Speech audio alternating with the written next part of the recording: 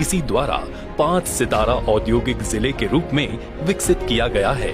पुर को वर्धा और चंद्रपुर से जोड़ने वाला राजमार्ग और बुट्टी बोरीटी जंक्शन पर MIDC औद्योगिक क्षेत्र से निकलने वाला भारी ट्रैफिक राजमार्ग ट्रैफिक के साथ मिलता है। यहाँ पंकज भोयर, आदरणीय चंद्रशेखर बावनकुळे, डॉक्टर विकास महात्मे, अरविंद गजभिये, सुधीर पारवे, बबलू गौतम, चरण सिंह ठाकुर, डॉक्टर पोद्दार, अशोक धोटे, गिरीश व्यास, त्याचप्रमाणे संध्याताई गोतमारे, आकाश वानखेडे, प्रवीण शर्मा, आतिश कुमरे, नीताताई वलकी, दिलावर खान, सर्व नगरसेवक, अविनाश गुजर, NHIचे अधिकारी श्री आसेटी, श्री अग्रवालजी, त्याचप्रमाणे बुटीबोरीतील सर्व सन्मान्य नागरिक बंधूंना आणि भगिनींनो,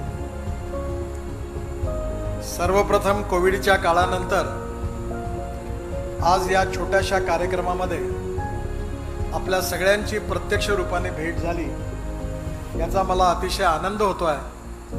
आपल्या सगळ्यांना निरोगी आणि स्वस्थ असं आयुष्य लाभो ही ईश्वरचरणी प्रार्थना करतो आणि आपल्या सगळ्यांना शुभेच्छा देतो। या ठिकाणी हा जो उड्डाणपूल तयार झालेला आहे हा निश्चितपणे आपल्या जिल्ह्यातला अतिशय महत्त्वाचा असा उड्डाणपूल आहे। विशेषतः आता समीर मेघेंनी आपल्या भाषणात सांगितलं की या ठिकाणी या उड्डाणपुलाचं काम अडकलेलं होतं कारण हायकोर्टामध्ये केस होती आणि अनेक दिवस काम होऊ शकत नव्हतं आणि इथे ॲक्सिडेंट होत होते। जवळपास 100 लोकांचा मृत्यू या ठिकाणी ॲक्सिडेंटमध्ये झालेला होता। हा ब्लॅक स्पॉट देखील होता। त्यावेळी मी समीर मेघेंना अशी विनंती केली की तुम्ही हायकोर्टामध्ये इंटरव्हेन करा आणि त्यावेळी आपले जे आता हायकोर्टात न्यायमूर्ती आहेत देवसाहेब ते सरकारी वकील होते आणि त्यांना मी फोन केला आणि सांगितलं की तुम्ही याच्यात VILला इंटरव्हेन करून याचा स्टे व्हेकेंट करून द्या। मला अनेक वेळा या गोष्टीचं काही वेळा दुःख होतं की ज्या ठिकाणी एवढे ॲक्सिडेंट होतात त्या ठिकाणी वर्षोनगणती सन्मान्य न्यायालयांकडनं अनेक वेळा स्टे असतो। त्यावेळी न्यायमूर्तींच्या लक्षात खरं म्हणजे या ठिकाणी ही जर गोष्ट आणून दिल्या गेली तर नक्कीच तो स्टे उठेल, परंतु या स्टेमुळे अनेक प्रकारची ते कामही खोळंबतं, जनतेलाही त्रास होतो आणि यावेळी निरपराध लोकांचा मृत्यू देखील होतो। म्हणून याच अनुषंगाने योग्य प्रकारे केस समीर मेघेंनी प्रेझेंट केली, न्यायालयातून स्टे वेकंट झाला आणि हा उड्डाणपूल दूर करण्याचा मार्ग मोकळा झाला। मला आनंद आहे की त्यानंतर टेंडर निघालं। हे डिझाईन अतिशय चांगलं आहे। तसंही पण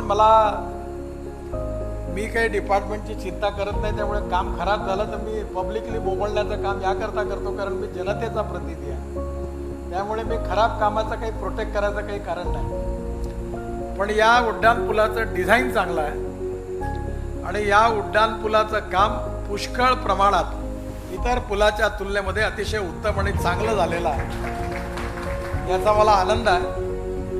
आत्ताच मी अग्रवाल साहेबांना सांगितलं की खाली लँडस्केपिंग करून घ्या, नाही तर इथं अतिक्रमण होईल, इथंच लोक चहाची टपरी टाकतील त्याच्या आतमध्ये खाली। ही बबलू गौतमची जबाबदारी आहे की या पुलाचं सौंदर्यीकरण कायम करणं, पेंटिंग देखील करण्याकरता मी सांगितलं आणि पेंटिंग करताना माझी विनंती आहे की आमच्या खादी ग्रामोद्योगनी शेणापासून डिस्टेम्पर आणि ऑइल पेंट तयार केलेला आहे, तो भारतातल्या कुठल्याही कंपनीपेक्षा चांगला आहे, वर्ल्ड स्टँडर्डचा आहे आणि त्याची किंमत अर्धी आहे। तर जरूर याच्यामध्ये तो पेंट लावण्याकरता NHI मदत करेल, इथल्या स्थानिक लोकांकडनं करा। आणि आता आम्ही एक नवीन उद्या परवाच मी उद्घाटन करणार आहे, उद्याच बहुतेक काहीतरी सदरच्या उड्डाणपुलाचं। आणि त्या उड्डाणपुलामध्ये कोविडच्या काळामध्ये नागपुरातील चित्रकला महाविद्यालयाच्या कलाकारांनी तो उड्डाणपूल अतिशय सुंदर केलेला, खालून लँडस्केपिंग केलेला आहे। आणि म्हणून जर बुटीबोरीमधले कलाकार असतील, नागपूरचे नाही, तर त्यांना प्रोत्साहन देण्याकरता आपण नक्की या प्रकारे असा काहीतरी विचार असेल तर माझ्याकडे प्रपोजल आणा, आपण नक्की करू। आणि हा उड्डाणपूल सुंदर झाला याच्याबद्दल मला अतिशय मनापासून आनंद आहे। आणि या उड्डाणपुलामध्ये हा होण्यामध्ये सिंहाचा वाटा जर कोणाचा असेल तर आमदार समीर मेघे यांचा आहे. त्यांनी आमदार झाल्यापासून 2014 पासून सातत्याने या प्रकरणाचा पाठपुरावा केला आणि यातल्या अडचणी सोडवल्या. अग्रवाल साहब, आज सुबह वो तिवारी मेरे पास आए थे फिर, तो ये जो लैंड एक्विजिशन के जिनके डिस्प्यूट है इनको बुला लो और कानून को न तोड़ते हुए इनको जितना कुछ ज़्यादा दे सकते हो देकर उनका भी एक बार निर्णय करा दो, तो मुझे लगता है कि वो भी अच्छा हो जाएगा. वो विषय भी खत्म करना. अभी निश्चित रूप से मुझे खुशी है कि बुटी बोरी ये महाराष्ट्र की एक आदर्श नगर परिषद बननी चाहिए, ऐसा मेरा समीर मेघे और बबलू गौतम और यहाँ के सभी लोक प्रतिनिधि नगर परिषद सदस्यों को एक प्रार्थना है. आदर्श अगर नगर परिषद बनाना है तो हमें क्या करना पड़ेगा. मुझे पता नहीं है कि बुटी बोरी में खेलने के मैदान कितने हैं. यहाँ बुटी बोरी में खो खो है, कबड्डी है, कुश्ती है, हॉकी है, क्रिकेट है, सभी प्रकार के एथलेटिक्स है, दौड़ है. इस प्रकार का खेलने का एक अच्छा स्टेडियम बनना चाहिए और वो स्टेडियम बनाने के लिए मेरा अनुरोध है कि उसके बारे में कोई योजना बनाओ. बावनकुळे साहब पालक मंत्री थे और देवेंद्र जी मुख्यमंत्री थे, तो उन्होंने 50 करोड़ रुपए मुझे नागपुर के लिए दिए और अभी मैंने 160 खेलने के स्टेडियम नागपुर शहर में बनाए हैं और मेरी इच्छा है कि कम से कम 1 लाख बच्चे बच्चियां रोज शाम को खेलने के मैदान पर दिखने चाहिए. तो आप यहाँ बुटी बोरी का एक अच्छा प्लान और विजन प्लान तैयार करो, खेलने के मैदान. दूसरा महत्वपूर्ण आवश्यकता है कि हमारे पास गार्डन कितने हैं, पेड़ कितने लगे हैं. अभी मैंने मेरे ही अध्यक्षता में एक कमेटी बनाई है, निशान गांधी को जनरल सेक्रेटरी बनाया है और नागपुर शहर का एयर पोल्यूशन, वाटर पोल्यूशन और साउंड पोल्यूशन के आज का डाटा इकट्ठा किया है और मैंने ये तय किया है कि 5 साल के अंदर ये डाटा को बदलकर हम नागपुर को ग्रीन नागपुर सही में बनाएंगे. तो जो रिमोट सेंसिस है उससे ये जो साउंड पोल्यूशन है और एयर पोल्यूशन है इसको भी कम करने के लिए हम काम कर रहे हैं. अब सबसे इम्पोर्टेंट चीज़ है कि बुटी बोरी में हमारा अभी सीएनजी का पंप मैंने लगाने के लिए कौस्तुभ गुप्ता को बोला है, तो डीजल पेट्रोल की कम खपत होगी और ट्रक और बसेस एलएनजी पर आएगी तो बुटी बोरी का पोल्यूशन कम होगा. आप नहीं समझ पाएंगे कि पोल्यूशन के कारण आप सबके स्वास्थ्य में कितना नुकसान हो रहा है. किसी को कैंसर हो रहा है, किसी को हार्ट की बीमारी आ रही है, किसी को श्वास की बीमारी आ रही है और इसलिए एयर पोल्यूशन, वाटर पोल्यूशन और साउंड पोल्यूशन के स्टैंडर्ड्स आज क्या है और अगले 5 साल में क्या होंगे, इसका चैलेंज समीर जी आप और बबलू गौतम दोनों के नेतृत्व में नगर परिषद और यहाँ के लोगों ने चुनना चाहिए. दूसरी बात, एमआईडीसी में अच्छे पेड़ लगे हैं और ये पेड़ लगने में जितने पेड़ हैं उसके 5 गुना पेड़ बुटी बोरी में लगने चाहिए और वो भी 3 मीटर का एक पेड़ होना चाहिए. मेरे घर के सामने 5 पेड़ मेरे जन्मदिन लगाए और अब मैं मेरे नातियों को जवाबदारी दी है, हर 10 दिन के बाद 2 बाल्टी पानी लेकर मैं उनके साथ नीचे उतरता हूँ और 5 पेड़ के नीचे मैं उसमें पानी डालता हूँ. तो हर घर को जिम्मेदारी दो और बुटी बोरी को ग्रीन बनाने में आपका सहयोग निश्चित रूप से होगा तो प्लान बनेगा. सब रोड अच्छे बनने चाहिए, ड्रेनेज लाइन और सीवेज लाइन अच्छी बननी चाहिए, बरसात में एक भी जगह कीचड़ नहीं होना चाहिए और इसके साथ साथ बुटी बोरी में अच्छे स्कूल, अच्छे कॉलेजेस होने चाहिए और सबसे इम्पोर्टेंट चीज़ अगर है तो लोगों के लिए एक अच्छा मार्केट बनना चाहिए.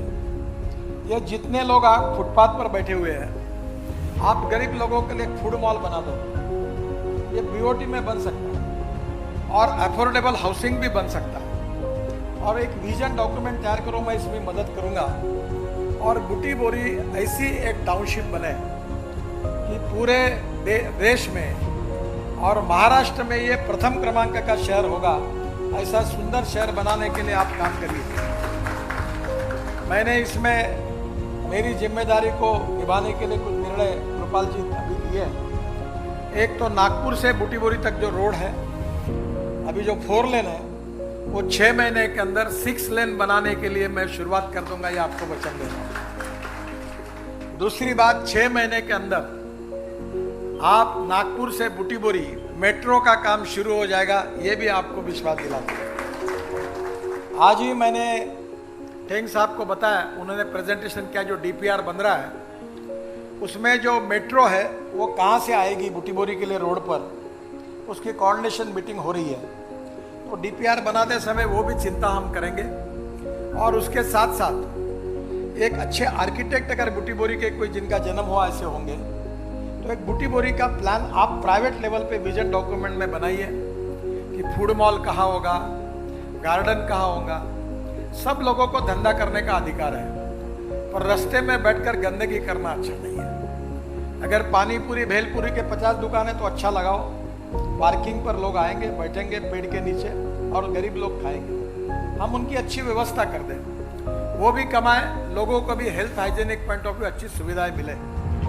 और बूटीबोरी में जो इंडस्ट्री है, इनके भी पोल्यूशन का अध्ययन करना होगा। उन्होंने पोल्यूशन के बारे में सभी प्रिवेंटिव मेजर्स लेने पड़ेंगे।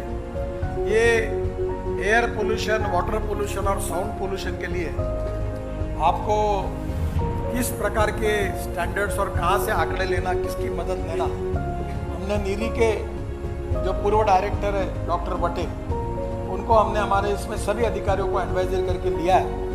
मैं हमारी एक्सपर्ट कमेटी को यहाँ भेजूंगा और वो आपको सलाह देंगे। और अभी हम नागपुर के नाग नदी को 2200 करोड़ रुपए खर्चा करके उसके कार्य का शुभारंभ कर रहे हैं। और मेरी कल्पना है कि 2-3 साल के अंदर मैं अंबाझरी में नाव में बैठकर पार्टी के आगे शुद्ध पानी में जाने वाला हूँ और उसमें वाटर के स्टेशन भी होंगे। और आपको पता है कि मैं जो बोलता हूँ वो 100% होगा ही।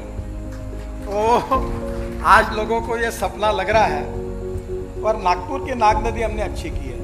आपके सामने यहाँ नदी है, ये नदी के फ्रंट को मैंने एक स्कीम तैयार की थी कि ये रोड का काम करते समय नदी का ड्रेसिंग करो और उसको अच्छी तरह ये रिवर फ्रंट तैयार करो इस नदी में। और रिवर फ्रंट तैयार करके वहाँ लोग शाम को जाएंगे, बगीचा में घूमेंगे, नदी में बैठेंगे, पानी में बोटिंग करेंगे और वहाँ पानी पूरी और भेलपुरी भी खा सकेंगे। ऐसा एक अच्छा स्पॉट टूरिज्म के द्वारा बन सकता है और इसकी पूरी मदद मैं करूँगा।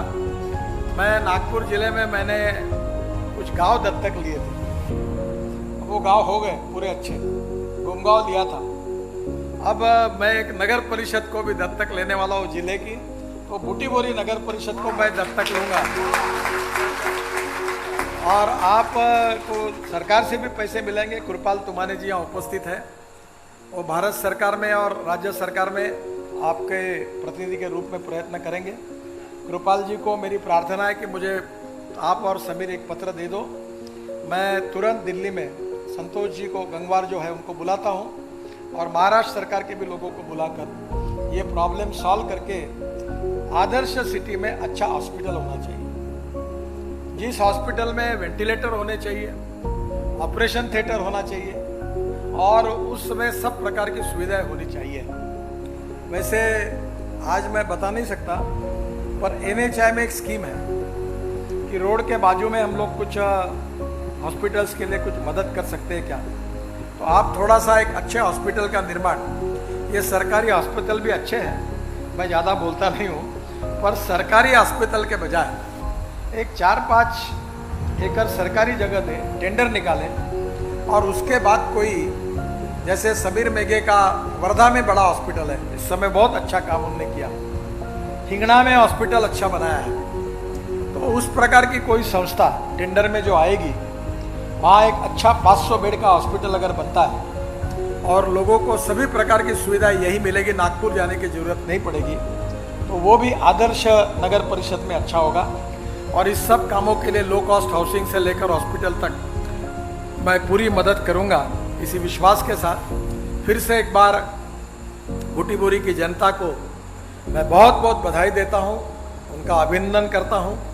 और आज इसकी सुविधा हुई भगवान के आशीर्वाद से और आप सबके आशीर्वाद से। अब बूटी बारी में जो 100 लोग मरे थे, अब इसके बाद एक भी जान नहीं जाएगी और सबके जान की रक्षा होगी। ऐसा ये अच्छा काम हुआ है, इसलिए कृपाल तुमाने जी को और समीर मेघे दोनों को भी मैं बहुत बहुत धन्यवाद देता हूँ इस क्षेत्र के प्रतिनिधि के रूप में। और निश्चित रूप से आगे भी और भी कुछ काम होंगे तो उसमें पूरी मदद होगी। और जल्दी ही मेट्रो का शुभारंभ, कार्य का शुभारंभ करने के लिए मैं बुटीबोरी आऊँगा और भूमि पूजन बुटीबोरी में होगा, काम के शुरुआत का नागपुर में नहीं होगा, यही विश्वास के साथ। और जैसे अभी कृपाल तुमाने जी ने कहा है कि टाकड़ घाट तक मेट्रो जानी चाहिए, तो मैं एकदम बताऊंगा नहीं, पर मैं दीक्षित साहब को और आपको बुलाकर उसमें कोशिश करेंगे। मेरे जानकारी से इंडोरामा तक गई हुई है, तो वो आगे भी जाने के लिए कोई जगह अगर होगी तो वो उपलब्ध करनी होगी, तो निश्चित रूप से हम उसके लिए कोशिश करेंगे। बहुत बहुत धन्यवाद, आप सबको बधाई। आप विशेष रूप से कोविड में नियमों का पालन करिए, मास्क लगाइए, सैनिटाइजर से हाथ धोइए और दोनों के बीच का डिस्टेंस जो है 1 मीटर तक रखिए। यही प्रार्थना करते हुए अपनी बात को समाप्त करता हूँ। धन्यवाद।